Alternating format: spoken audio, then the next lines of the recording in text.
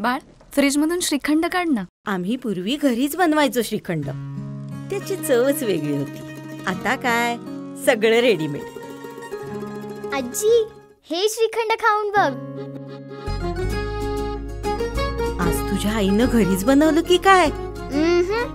हे आहे गोकुळचं श्रीखंड. अगदी जिभेवर रेंगाळणार. जिभेवरच नाही तर मनावरही रेंगाळणार. गोकुळ श्रीखंड, मनावर रेंगाळणार.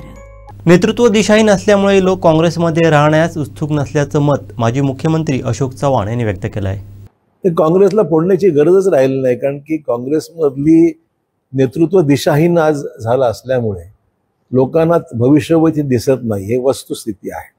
आणि त्यामुळे अनेक मातब्बर नेते कार्यकर्ते हे काँग्रेसला सोडून आज अन्य पक्षामध्ये येत आहेत. त्या मला वाटतं की बावनकुळेंनी पक्ष भाजपची ताकद वाढली पाहिजे ही त्यांची भूमिका असणं पक्षाचे अध्यक्ष म्हणून योग्यच आहे.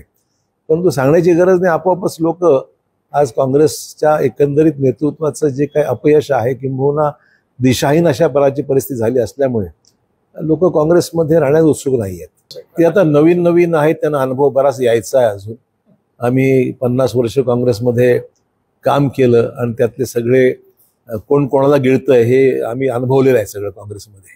त्यामुळे त्यांना अनुभव अजून यायचा आहे. ते नवीन अध्यक्ष असल्यामुळे त्यांना गिळल्यावर लक्षात येईल की कोणी कोणाला गिळलं. असं आहे की ज्या पक्षाशी लोकांचं कनेक्ट आहे तो पक्ष काही संपू शकत नाही, मग तो स्थानिक असो किंवा राष्ट्रीय पक्ष असो किंवा रिजनल असो. त्यामुळे आपण पाहिलंय की दक्षिणेमध्ये पक्ष आपण पाहतोय, DMK आहे, AIDMK आहे. हे पक्ष आता स्थानिक जरी असले तर लोकांची अधिक जवळीक असते त्याचा पक्ष आहे, त्यांचं अस्तित्व अनेक वर्ष आहेच. त्यामुळे अनेक ठिकाणी वेगवेगळ्या परिस्थिती आहेत आणि त्यामुळे त्या परिस्थितीप्रमाणे तिथला मतदारांचा कौल राहिलेला आहे. मी फार लहान माणूस आहे त्याच्यावर कोणाच्या काँग्रेसच्या होतो ना, मान्य आहे मला, पण काँग्रेसमध्ये एवढे मोठे मोठे नेते आहेत. मी ज्या पक्षात अनेक वर्ष होतो त्या पक्षाच्या विरोधात बोलणं मला काही उचित वाटत नाहीये. आता मी माझी दिशा स्वीकारलेली आहे, मी माझ्या पद्धतीने काम करत आहे आणि जिथे मी आहे तिथे मी समाधानी आहे. काँग्रेस मी सांगितलं दिशाहीन झालेलं आहे. रोज काहीतरी नवीन वक्तव्य करतात, कार्यकर्त्यांमध्ये कुठे चैतन्य निर्माण करण्यासारखी परिस्थिती नेतृत्वामध्ये दुर्दैवाने नाही आहे. आणि त्यामुळे लोकांना आपलं भविष्य पडतं. असं की ज्या वेळेस पक्षामध्ये कार्यकर्ते काम करतात, एखाद्या पक्षासाठी झटतात, त्यावेळेस स्वतःचे भविष्य काहीतरी घडावं अशा अपेक्षा असते. असं नाही म्हणता येणार. अनेक पक्षामध्ये अनेक लोक येतात, सामील होतात.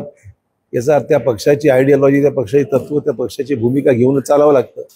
त्यामुळे कोण कुठला उपरा झाला आणि काय झालं हे काय म्हणत तसं तथ्य नाहीये. काँग्रेसमध्ये सुद्धा मधल्या काळात आणि इतर पक्षाचे लोक आले होते. ही प्रक्रिया चालत राहते. ही येणं जाणं या पक्षामधली राजकीय परिस्थितीचा हा एकंदरीत परिणाम असतोच.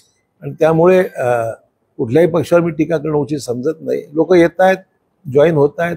प्रत्येकाला आपलं भवितव्य जिथे सुखरूप वाटतंय किंवा जिथे दिसतंय त्या ठिकाणी लोक येतात.